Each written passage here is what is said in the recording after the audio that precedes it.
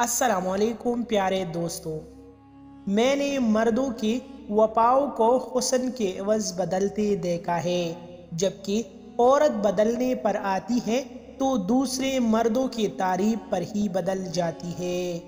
मोहब्बत ठुकराने वालों को कभी मोहब्बत नसीब नहीं होती, इस पर दर्द उल्फत बंद कर दिए जाते हैं। आजकल लोग खूबसूरत और कीमती सूट उस शख्स को इम्प्रेस करने के लिए पहनते हैं जिसके साथ बेलिबास होने की ख्वाहिश हो।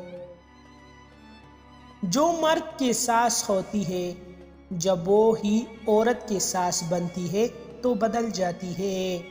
बहुत से रिश्ते ख़त्म होने की वजह ये भी होती है कि एक अमीर होता है और दूसरा गरीब।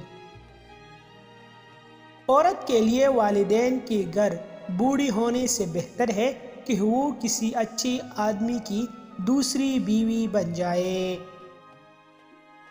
किसी नामहरम के मोहब्बत में मुब्तला होकर खुद को बेवक्त करना इस्लाम की शहजादियों को ज़ेब नहीं देता।